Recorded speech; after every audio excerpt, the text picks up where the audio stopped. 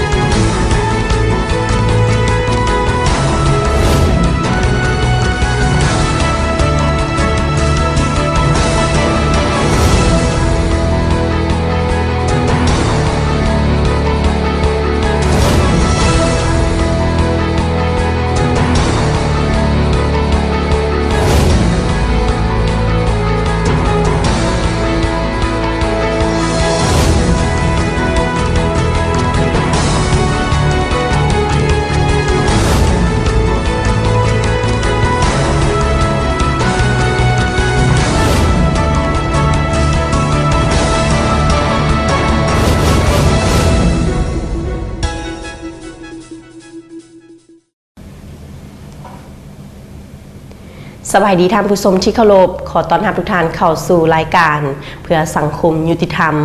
พบกับทางรายการของพวกเราทุกวันอาทิตย์เวลา 19:30 น. เวลา 20:00 น. และทุกวันจันทร์เวลา 10:30 น. เวลา 11:00 น. ทางสถานีโทรภาพป้องกันความสงบพบกันในมื้อนี้ก็ตรงกับวันที่ 7 เมษายน 2019 ขึ้น 3 ค่ำเดือน 5 พ.ศ. 2561ทำหน้าที่ดำเนินรายการโดยปาวีคำเพชรธารากุลพบกับทางรายการของพวกเราในมื้อนี้ก็ได้รวบรวมข่าวการเคลื่อนไหวของแขนงยุติธรรมแต่ศูนย์กลางลงฮอดท้องถิ่นที่สำคัญและน่าสนใจมานำเสนอให้ท่านผู้ชมได้ติดตามรับชมพร้อมเดียวกันนั้นในมื้อนี้ทางรายการของพวกเราก็จะให้ท่านผู้ชมได้ร่วมมวลซื่นในกิจกรรมถามตอบเพื่อรับเอาของรางวัลจากทางรายการของพวกเรานั่นก็คือปึ้มกฎหมาย4ของเขตที่กำลังส่งให้ท่านผู้ชมได้ติดตามรับชมกันอยู่ในตอนนี้แต่ก็จะเป็นระยะสุดท้ายของทางรายการเพราะฉะนั้นในตอนนี้จะให้ท่านผู้ชมได้ติดตามรับชมข่าวจากทางรายการของพวกเราสกอนเราจะมาเริ่มต้นกันที่กองประชุมค้นคว้าและปรึกษาหารือหางดำรัฐว่าด้วยการลงทุนร่วมระหว่างภาครัฐและเอกชน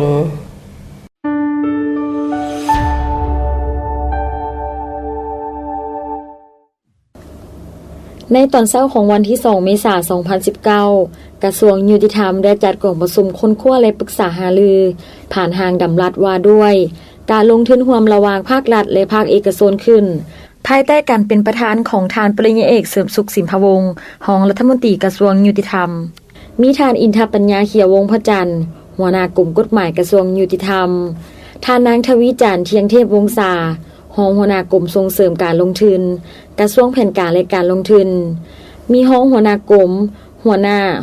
แผนกและวิชาการกฎหมายของ2กระทรวงและภาคส่วนที่เกี่ยวข้องเข้าร่วมทั้งหมดจำนวน21ท่านหญิง6ท่านการลงทุนระหว่างภาครัฐและเอกชนแม่นกิจการการร่วมทุนระหว่างภาครัฐและเอกชนหรือเอกชนเป็นผู้ลงทุนทั้งหมดเข้าในการพัฒนาโครงการและการสนองการบริการของรัฐตามที่ได้กำหนดไว้ในดำรัสฉบับนี้ภายใต้สัญญาการลงทุนร่วมในกำหนดเวลาอันแน่นอนโดยอิงตามบทวิพากษ์เศรษฐกิจเทคนิคและกฎหมายว่าด้วยการส่งเสริมการลงทุนในกองประชุมผู้เข้าร่วมก็ได้พร้อมกันค้นคว้าปรึกษาหารือและประกอบคำคิดคำเห็นใส่โครงหางและเนื้อในของหางดำรัสฉบับดังกล่าวด้วยความรับผิดชอบสูงเพื่อเฮ็ดให้หางฉบับนี้มีความเป็นเอกภาพสอดคล้องกับรัฐธรรมนูญกฎหมายและสามารถจะตั้งปฏิบัติได้เพื่อปกป้องสิทธิและผลประโยชน์อันชอบธรรมของรัฐเอกชนและประชาชนประกอบส่วนเข้าในการปกปักรักษาและสร้างสรรค์พัฒนาประเทศชาติให้มีความเข้มแข็งและมั่นคงตามทิศสีเขียวและยืนยงเป็นการสร้างความเชื่อมั่นให้แก่นักลงทุนทางภายในและต่างประเทศได้เป็นอย่างดีท่านผู้ชมเราจะไปต่อกันที่ข่าวพิธีเปิดสุดฝึกอบรมเวียกงานการจัดตั้งปฏิบัติคำตัดสินของศาลพิธีดังกล่าวได้จัดขึ้นในตอนเช้าของวันที่ 1 เมษายน 2019 อยู่ที่สถาบันยุติธรรมแห่งชาติกระทรวงยุติธรรมภายใต้การเป็นประธานของท่านไพวีศรีบริภารองรัฐมนตรีกระทรวงยุติธรรมมีบรรดาหัวหน้ารองหัวหน้ากรมห้องการศูนย์แก้ไขข้อขัดแย้งทางด้านเศรษฐกิจและสถาบันยุติธรรมแห่งชาติพร้อมด้วยนักฝึกอบรมเข้าร่วมอย่างพร้อมเพรียง จุดประสงค์ของการเปิดศูนย์ฝึกอบรมในเทื่อนี้แม่นเพื่อรับประกันให้การเคลื่อนไหวจะตั้งปฏิบัติคำตัดสินของศาลให้มีคุณภาพทั้งเป็นการสร้างพนักงานที่รับผิดชอบเวียกงานในขงเขตการจะตั้งปฏิบัติคำตัดสินของศาลให้รับรู้เข้าใจอย่างลึกซึ้งถึงท้องมีจรรยาบรรณและจริยธรรมต่อกับหน้าที่ได้รับมอบหมายแนะใส่การจะตั้งปฏิบัติเวียกงานดังกล่าวให้มีการหันเปลี่ยนที่ตั้งหน้าดีขึ้นไปเรื่อยๆสำหรับสุดฝึกอบรมในเทื่อนี้มีผู้เข้าร่วมฝึกอบรมทั้งหมดจำนวน65ทานหญิง4ทานที่มาจากกระทรวงยุติธรรมกระทรวงป้องกันประเทศห้องการจะตั้งปฏิบัติคำตัดสินของศาลนครหลวงเวียงจันทน์บรรดาแขวงและสถาบันยุติธรรมภาคเหนือใช้เวลาในการฝึกทั้งหมด5วันนับแต่วันที่1หาวันที่5เมษายน2019ใช้เวลา34ชั่วโมงแบ่งออกเป็น2ภาคคือภาคทฤษฎีและภาคปฏิบัติตัวจริงซึ่งในนั้นผู้เข้าร่วมจะได้รับรู้เกี่ยวกับการจะตั้งปฏิบัติคำตัดสินของศาลขั้นตอนการตีราคาการประมูลขายและการมอบทรัพย์มาตรการการนำใช้แบบฟอร์มและความรับผิดชอบขององค์การคุ้มครองการจะตั้งปฏิบัติคำตัดสินของศาลการกวดกาการจะตั้งปฏิบัติคำตัดสินของศาลและเวียกงานอื่นที่เกี่ยวข้องตอนนี้ไปเราจะไปเบิ่งกันที่กองประชุมเวียกงานการเงินประจำไตรมาส1ของสถาบันยุติธรรมแห่งชาติและสถาบันยุติธรรมบรรดาภาคในวันที่13มีนาคม2019ผ่านมานี้สถาบันยุติธรรมแห่งชาติและสถาบันยุติธรรม3ภาคได้จัดกองประชุมเวียกงานการเงินประจำไตรมาส1ขึ้นอยู่สถาบันยุติธรรมภาคเหนือแขวงหลวงพระบางโดยการเป็นประธานของท่านคำพรศรีประเสริฐหัวหน้าห้องการกระทรวงยุติธรรมท่านบุญตาโสภาพมีไซหัวหน้าสถาบันยุติธรรมแห่งชาติมีบรรดาท่านหัวหน้าสถาบันยุติธรรมภาคพร้อมด้วยพนักงานที่เกี่ยวข้องเข้าร่วมกองประชุมทั้งหมดจำนวน47ทานหญิง28ทานจุดประสงค์ของกองประชุมแม่นเพื่อรับฟังการเผยแพร่ข้อตกลงเลขที่4000/กงลงวันที่12ธันวาคม2018ว่าด้วยกำหนดหมายการใช้จ่ายงบประมาณของรัฐและคำแนะนำเลขที่0016/กงว่าด้วยการคุ้มครองรายรับรายจ่ายค่าบริการทางด้านวิชาการและกองทุนของรัฐในโอกาสเดียวกันสถาบันยุติธรรมทั้ง3ภาคได้มีการสรุปตีราคาการเคลื่อนไหวเวียกงานการเงินของตนพร้อมทั้งแลกเปลี่ยนปรึกษาหารือและกำหนดทิศทางแผนการของเวียกงานการเงินในต่อหน้าเพื่อเฮ็ดให้การเคลื่อนไหวดำเนินไปตามจุดประสงค์เป้าหมายและแผนการที่กำหนดไว้พร้อมทั้งเป็นการจัดตั้งผันขยายคำสั่งของนายกรัฐมนตรีฉบับเลขที่09/นย.ลงวันที่19พฤษภาคม2017ว่าด้วยการประหยัดรายจ่ายงบประมาณของรัฐให้เป็นอันละเอียดและทั้งเป็นบ่อนอิงให้แก่บรรดาหัวหน่วยงบประมาณแห่งรัฐทุกขั้นในการสร้างแผนและจัดตั้งปฏิบัติการคุ้มครองรายจ่ายงบประมาณของรัฐให้มีความเป็นเอกภาพสอดคล้องกันในขอบเขตทั่วประเทศเราจะไปต่อกันที่กองประชุมประกอบความเห็นใส่หางดำลัดว่าด้วยระบบสายส่งโทรคมนาคมกองประชุมดังกล่าวได้จัดขึ้นในตอนเช้าของวันที่18มีนาคม2019ที่ผ่านมาอยู่ที่ห้องประชุมชั้น2ของกระทรวงยุติธรรมโดยการเป็นประธานของท่านอินทปัญญาเกี่ยววงศ์พระจันทร์หัวหน้ากรมกฎหมายกระทรวงยุติธรรมมีห้องหัวหน้ากรมหัวหน้าแผนกห้องหัวหน้าแผนกและคณะรับผิดชอบห้างดำรัดเข้าร่วมทั้งหมดจำนวน24ท่านหญิง4ท่าน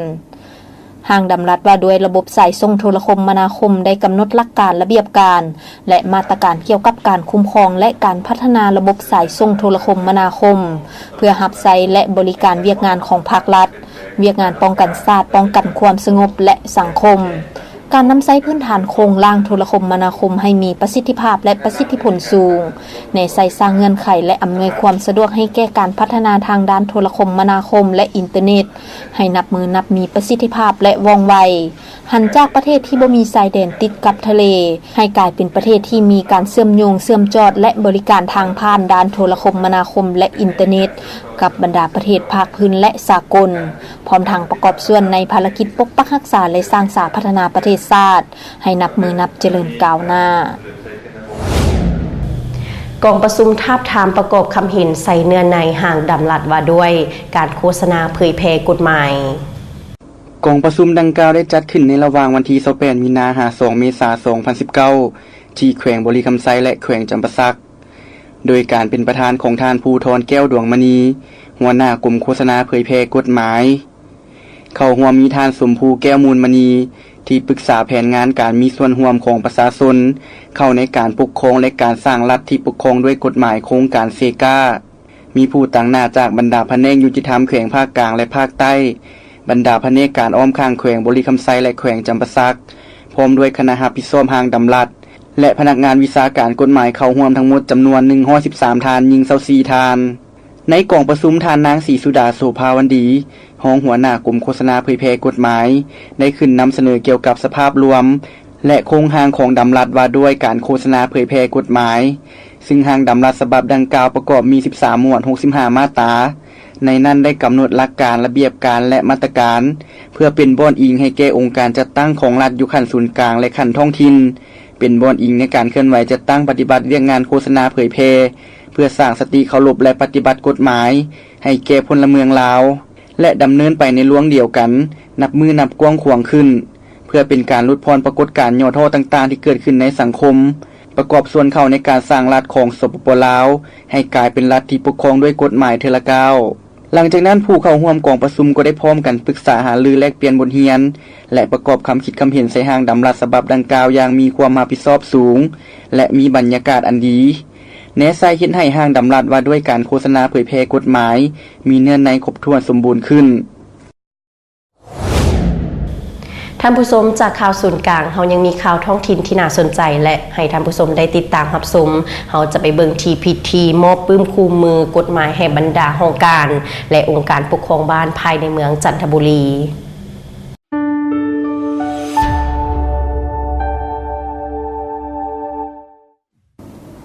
พิธีดังกล่าวได้จัดขึ้นในตอนเช้าของวันที่1เมษายน2019อยู่ที่ห้องว่าการปกครองเมืองจันทบุรีนครหลวงเวียงจันทน์โดยการมอบของท่านนางสุขสาครบุพภา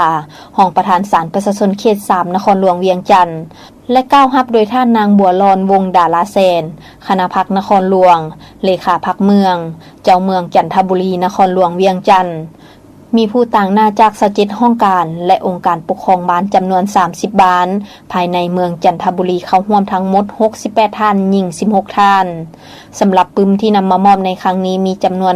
150หัวซึ่งแม่นปึ้มที่ศาลประชาชนสูงสุดเฮียบเฮียงขึ้นมีชื่อว่าจะเข้าถึงขบวนการยุติธรรมใดแนวใดจุดประสงค์ของการมอบฮับปึ้มในครั้งนี้ก็เพื่อเฮ็ดให้พนักงานรัฐกรและคณะบาลนำใส่ปึ้มดังกล่าวเป็นบ่อนอิงในการค้นคว้าและจัดตั้งปฏิบัติหน้าที่เวียกงานของตนซึ่งในปึ้มดังกล่าวได้มีการคัดย้อนบางเนื้อในบางมาตราและระเบียบการของการดำเนินคดีที่ได้กำหนดไว้ในกฎหมายและภาคปฏิบัติตัวจริงอยู่ศาลประชาชนนำมาเขียนและเฮียมเฮียงในลักษณะเป็นการถามตอบที่ใช้คำศัพท์เข้าใจง่ายซึ่งจะเฮ็ดให้ผู้อ่านสามารถรับรู้และเข้าใจขั้นตอนของการดำเนินคดีอยู่ศาลอย่างละเอียดจะแจ้งถูกต้องสอดคล้องดีขึ้นกว่าเก่าที่ผ่านไปนั้นก็เป็นข่าวการเคลื่อนไหวของแขนงยุติธรรมแต่ศูนย์กลางลงโทษท้องถิ่นประจำอาทิตย์นี้ส่วนระยะหน้าจะให้ท่านผู้ชมได้ติดตามรับชมบทสัมภาษณ์เกี่ยวกับการเคลื่อนไหวเวียกงานของสภาทนายความแห่งสาธารณรัฐประชาธิปไตยประชาชนลาวจะมีเนื้อในคืนในด้านติดตามรับชมกันในระยะหน้าแต่ตอนนี้พักก่อน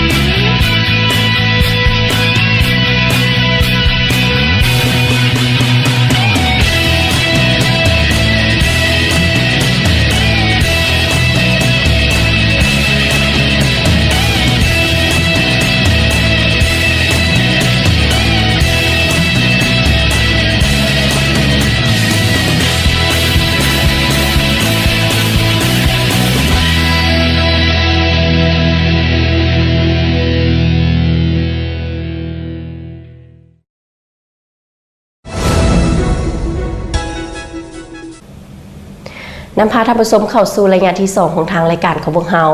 ท่านผู้ชมที่เคารพเนื่องในโอกาสวันสร้างตั้งสภาทนายความแห่งสาธารณรัฐประชาธิปไตยประชาชนลาวที่หมุนเวียนมาบรรจบครบรอบอีกวาระหนึ่งซึ่งในปีนี้มีอายุครบรอบ30 ปีฉะนั้นในโอกาสดังกล่าวทางรายการของพวกเราก็ได้สัมภาษณ์เกี่ยวกับการเคลื่อนไหวเวียกงานของสภาทนายความแห่งสปป.ลาวในระยะผ่านมาว่ามีการเคลื่อนไหวคืนอะไรแน่ฉะนั้นแล้วใจท่านผู้ชมได้ติดตามรับชมพร้อมๆกันเลย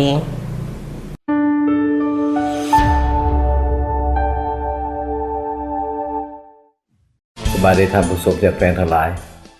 วันนี้ข้าพเจ้ารู้สึกเป็นเกียรติเป็นอย่างยิ่งที่ได้ให้เกียรติสัมภาษณ์แก่รายการเพื่อสังคมยุติธรรมเกี่ยวกับเวียกงานสภาในความระยะผ่านมาสภาในความข้าพเจ้าได้ทำการสร้างตั้งขึ้นเมื่อวันที่30เดือน3 1989โดยลำดับเลขที่24ทับปสรภายหลังที่ได้รับการสร้างตั้งขึ้นแล้วสภาในความในเวลานั้นบ่ทันได้มีไทยความจักคนหมายความว่าประกาศการจะตั้งแล้วหากบ่ทันมีการจะตั้งและบ่ทันมีการเคลื่อนไหวเกี่ยวกับสภาในความเลยจน1 ปีต่อมาปี1990จึงได้มีคำสั่งบ่งตัวแต่งตั้งบุคคลที่เป็นนักกฎหมายอยู่ในสังคมในเวลานั้น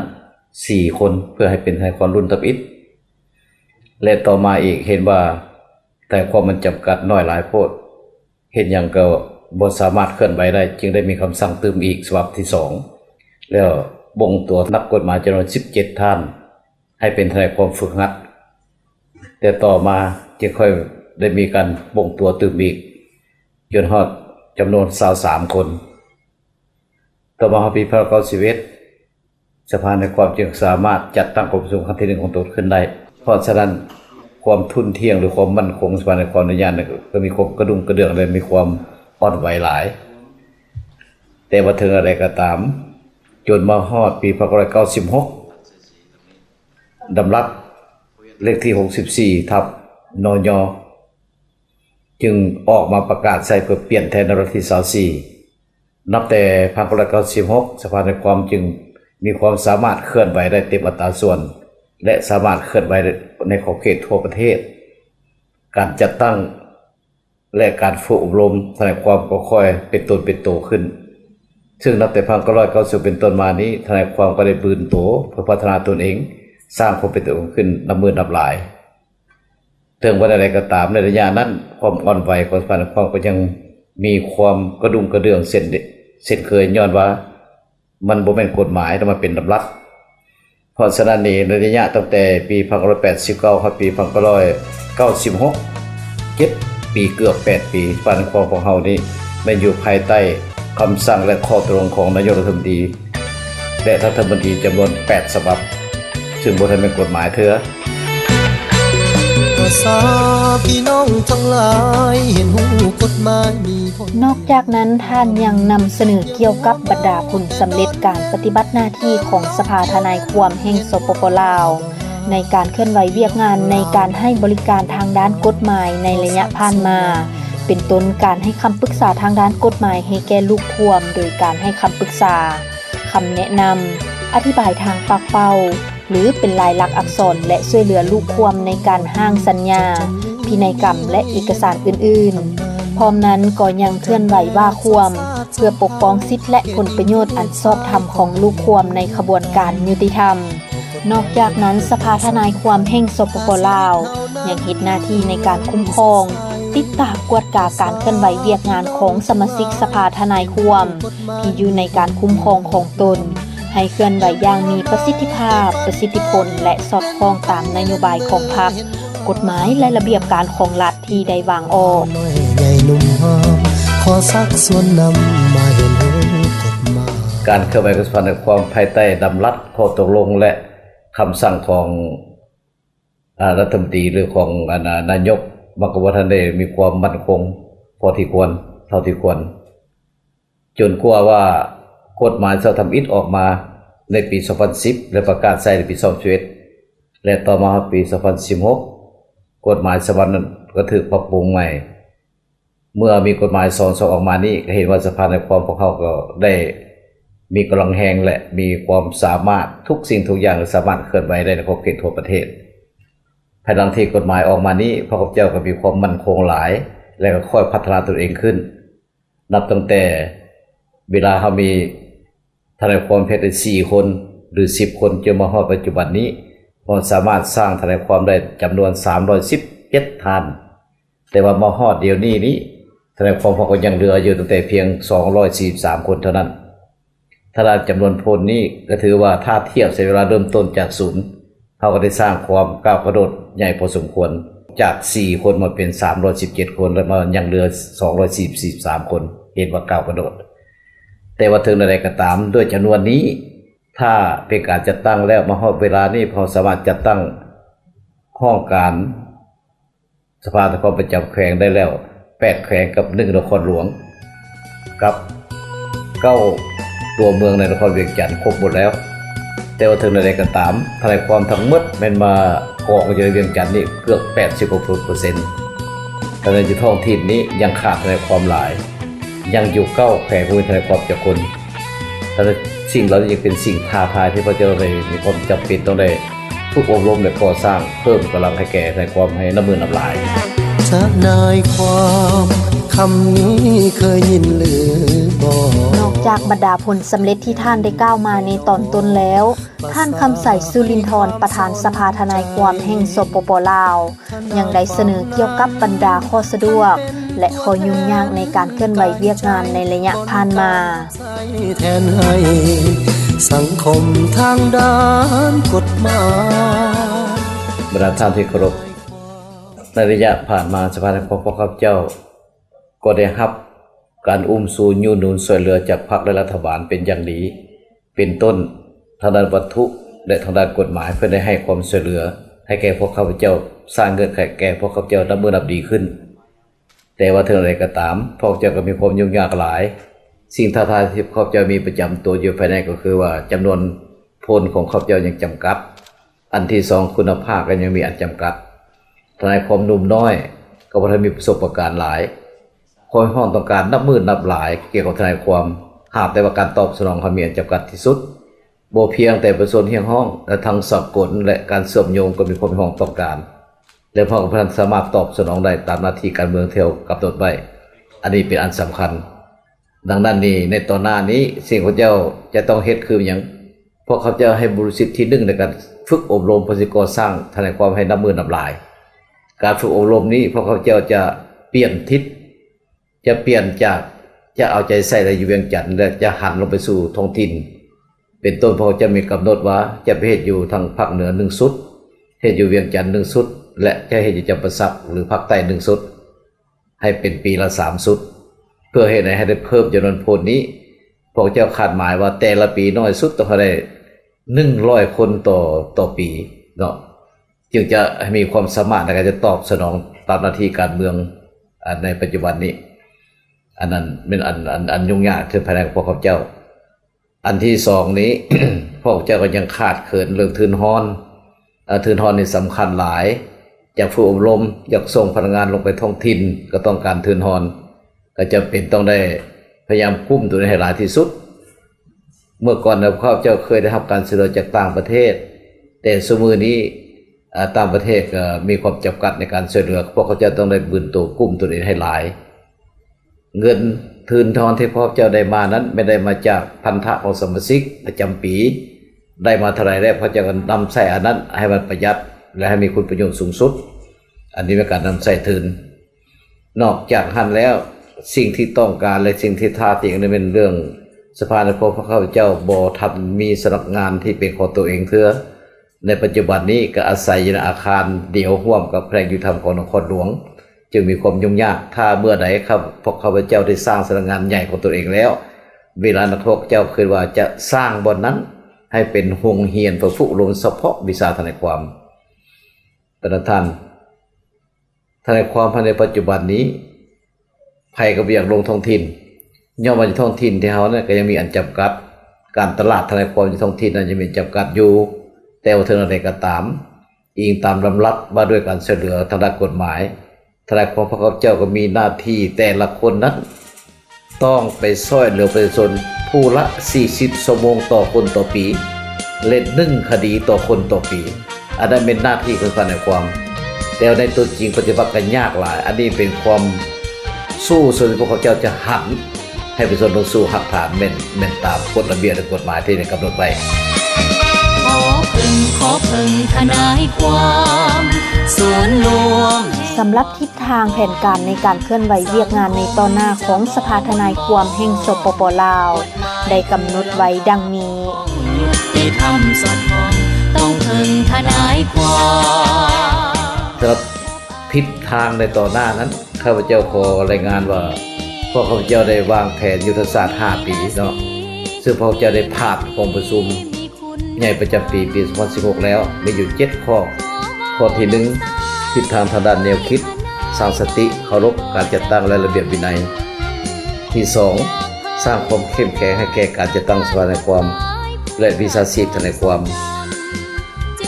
ข้อที่3รับประกันให้มีการพัวพันกับองค์การนำของพรรคและรัฐบาลและองค์การตุลาการให้ปกติและแน่นหนาขึ้นข้อที่4สืบต่อสร้างสายพัวพันและการร่วมมือกับองค์การจัดตั้งสากลและองค์การจัดตั้งทนายความต่างประเทศข้อที่5เป็นการโฆษณาแถลงข่าวการโฆษณาแถลงข่าวนี้พระเจ้าก็จะหันเวียกงานแถลงข่าวเวียกงานโฆษณาไปสู่สื่อออนไลน์สื่อโซเชียลมีเดียเพราะว่าการจะให้เป็นสื่อทางด้านที่สอนเรื่องนั้นก็พระเจ้าก็บ่ทันมีความสามารถอันที่6พระเจ้าจะหันการจัดตั้งคุ้มครองสภาทนายความจากแบบเก่ามาเป็นการจัดตั้งทนายความคุ้มครองทนายความด้วยคอมพิวเตอร์สละ9และอันที่7ในการปลูกสร้างสำนักงานใหญ่ให้แก่สภาทนายความอยู่นครหลวงเวียงจันทน์มี7ข้อเนาะให้คำปรึกษาทางด้านกฎหมายเข้าใจแนะนำเนื่องในโอกาสครบรอบวันสร้างตั้งสภาทนายความแห่งสปป.ลาวครบรอบ30 ปีสภาทนายความแห่งสปป.ลาวมีการเฉลิมฉลองโดยการจัดหลายกิจกรรมอย่างเป็นขบวนการฟดฟื้นเป็นต้นการแข่งขันกีฬามิตรภาพและการเข้าเยี่ยมคำนับสถานที่สำคัญต่างๆของชาติพิเศษแม่นคณะบริหารสภาทนายความแห่งสปป.ลาวพร้อมด้วยสมาชิกได้เข้าเยี่ยมคำนับการนำพรรครัฐขั้นสูงเพื่อแสดงความรู้บุญคุณที่ได้ให้การสุขยูช่วยเหลือเวียกงานสภาทนายความแห่งสปป.ลาวในการเคลื่อนไหวเวียกงานตลอดระยะเวลาผ่านมาได้ทุกคู่ความสร้างเสริมบทบาททนายความให้เป็นทางประธานที่เคารพในโอกาสที่สภาทนายความได้มีอายุ30 ปีในวันที่30 เดือน 3พวกเขาเจ้าก็ได้จัดตั้งขบวนการคณะต้อนหลายกิจกรรมเพื่อสร้างปังบุญใหญ่แก่สภาทนายความประจำ30 ปีนี้เทื่อนี้เป็นครั้งทมิตรที่สภาทนายความได้สร้างกิจกรรมและการเฉลิมฉลองใหญ่กิจกรรมที่พวกเราสร้างมี1ขบวนกีฬาพอได้จัดตั้งการแข่งขันกีฬาเปตังกับหลายกรมของอยู่สถาบันนานาเปตังแห่งชาติที่โลกอันที่2พระเจ้าก็ได้มีขบวนศิลปะวรรณคดีและแต่งบทเพลงแต่งประพันธ์เพลง5 บทอันที่3พระเจ้าก็ได้จัดตั้งการลงโฆษณาเผยแพร่ปาฐกถาอยู่ตามสถาบันยุติธรรมของทั่วประเทศมีอยู่ 3-4 ภาคและสถาบันกฎหมายอยู่เวียงจันทน์นี้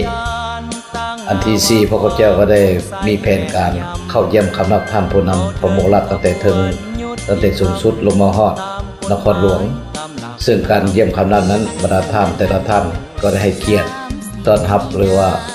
โอโลแก่พระเจ้าหลายสิ่งหลายอย่างที่มีความสำคัญหลายพระเจ้ามีความภาคภูมิใจที่ผู้นำได้เข้าใจถึงบทบาทความสำคัญของทนายความน้ำมือนับหลายขึ้นและเพื่อให้กำลังใจแก่พวกเราให้พวกเรามีความตั้งหน้าตั้งตาฝึกฝนรอๆและจัดตั้งตัวเองให้มีความเข้มแข็งขึ้นและสุดท้ายพระเจ้าก็ได้มีขบวนการนำไปเยี่ยมคำนับวางของลาใส่อนุสรณ์สถานนรนิรนามและวางพวงดอกไม้ตาดอกไม้ใส่อนุสาวรีย์ท่านแก่สอนผู้นำคารพของพวกเราดังนั้นทั้งหมดเหล่านี้เป็นการเกี่ยมใส่จัดตั้งกองประชุมเมื่อวันที่29เป็นการเฉลิมฉลองใหญ่ อยู่ที่หอประชุมสภาอันหอประชุมแห่งชาติซึ่งได้ผ่านมาแล้วถือว่าเฮ็ดได้จบงามและได้ผลสำเร็จอย่างจบงามทั้งหมดที่ข้าพเจ้าเล่ามานี้แม่นเกี่ยวกับการเคลื่อนไหวสภาในความและประวัติความเป็นมาสภาในความนับตั้งแต่เมื่อสร้างตั้งมารวมจนมาฮอดการสร้างกิจกรรมพลังเฮาต้อนวันสร้างตั้งสภาความครบ30 ปีซึ่งได้จัดตั้งเฉลิมฉลองกันในวันที่29เดือน3 2019เมื่อกี้นี้เฮ็ดบ่ได้ผลสุดแจ่มจบงามสุดท้ายนี้ข้าพเจ้าขอขอบใจนำท่านผู้ชมและขอขอบใจนำรายการที่มาให้เกียรติมาสัมภาษณ์แก่ข้าพเจ้าในวันนี้ได้ต่อไปข้าพเจ้าขออวยพรให้ท่านผู้ชมในปีใหม่ลาวจะมาฮอดนี้ก็ขอให้ผลสำเร็จอย่างจบงามและก็ขอให้มีสุขภาพเข้มแข็งรวมทั้งรายการเพื่อสุขภาพขอมีความเจริญก้าวหน้าขอขอบใจ